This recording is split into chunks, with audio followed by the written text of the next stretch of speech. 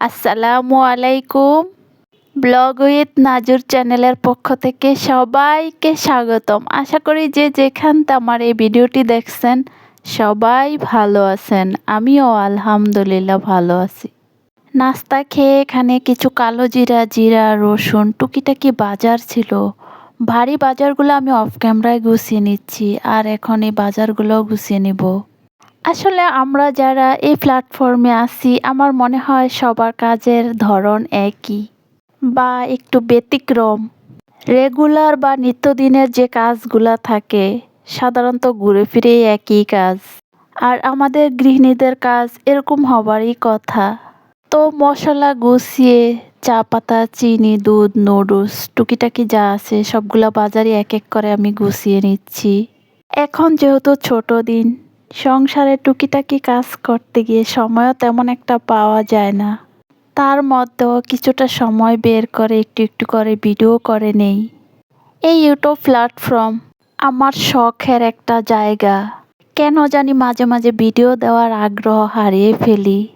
তো এখানে একটা সবজি ডাল রান্না করে নিয়েছি, আর কলিজা ভুনা করব। তার জন্য কলিজাগুলো আমি আগেই অফ ক্যামেরায় কেটে নিচ্ছি, আর গরম পানির মধ্যে এখন সিদ্ধ করে নিব। এখানে 1 কেজি গরুর কলিজা।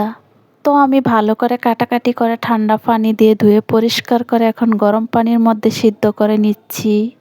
তো এখানে কলিজাগুলা সিদ্ধ হতে থাক, আমি একটা মশলা পেস্ট করব।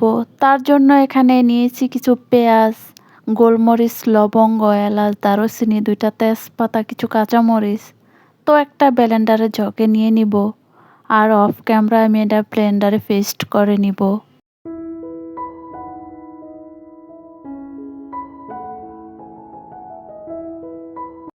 এই পর্যায়ে মশলাগুলো অফ ক্যামেরায় আমি ব্লেন্ডার করে নিয়েছি। তো এখন নেড়ে চেড়ে দেখতেছি সব কিছু ঠিকঠাক আছে কিনা। আর একটা বাটিতে এখন নিয়ে নিব মশলাগুলো। আমি জানি না এই মুহূর্তে কে কোথা থেকে আমার এই ভিডিওটা দেখছেন বা দেখতে আছেন। দেখতে থাকেন, দেখতে দেখতে যদি বিন্দু পরিমাণও ভালো লাগে তাহলে একটি লাইক দিয়ে চ্যানেলটি সাবস্ক্রাইব করে আমার পাশে থেকে যাবেন। আর যারা অলরেডি এই কাজটা করে ফেলছেন তাদেরকে অসংখ্য ধন্যবাদ। চুলায় একটা প্যান বসে পরিমাণ মতো তেল দিয়ে কিছু পেঁয়াজ ভেজে নিচ্ছি।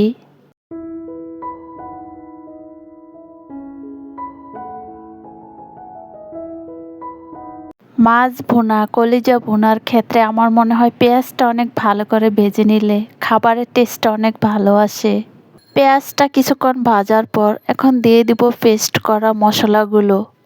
তো এখন দিয়ে দিব পরিমাণ মতো আদা রসুন বাটা।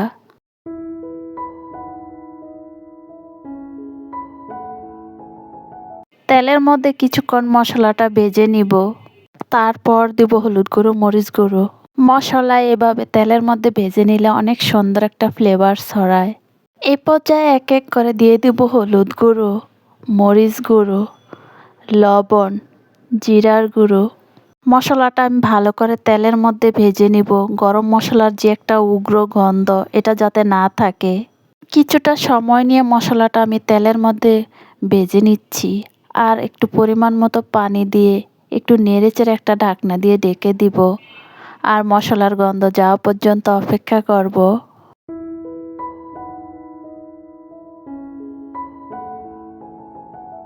এই পর্যায়ে মশলাটা আমার কষানো শেষ। তো এখন দিয়ে দিব সিদ্ধ করা কলিজাগুলো, আর একটু ভালো করে নেড়ে চেড়ে দিব। রান্না করতে করতে আমার প্রিয় মানুষদেরকে একটা কথা মনে করিয়ে দিই, যারা এই মুহূর্তে ভিডিওটা দেখছেন অবশ্যই লাইক দিয়ে ভিডিওটা কন্টিনিউ করবেন। মশলার সাথে কলিজাগুলো মিশিয়ে ভালো করে নেড়ে চেড়ে একটা ঢাকনা দিয়ে ঢেকে দিব।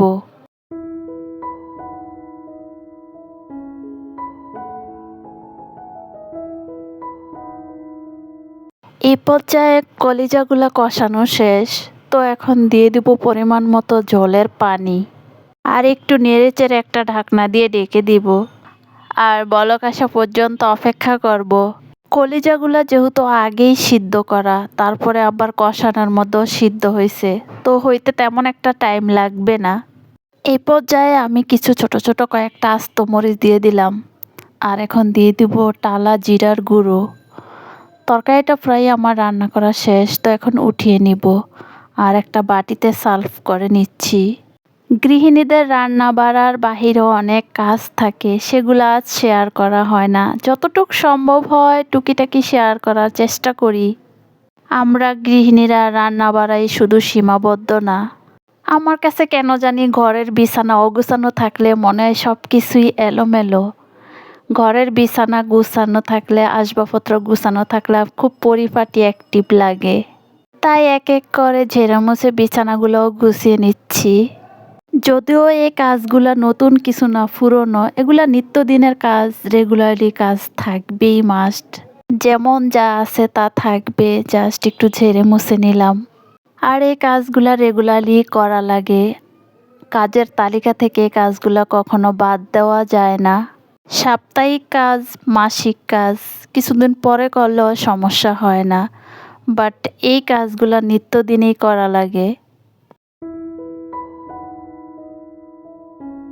ঘর গুছিয়ে অন্যান্য যে কাজ ছিল সেগুলো শেষ করে এখন দুপুরের খাবার খেতে চলে আসছি। তো এখন দুপুরের খাবারটা সবাই মিলে একসাথে খেয়ে নিব। দুপুরের খাবার খেতে খেতে বিদায় নিব। যারা এতক্ষণ ধৈর্য সহকারে আমার এই ভিডিওটি দেখছেন সবাইকে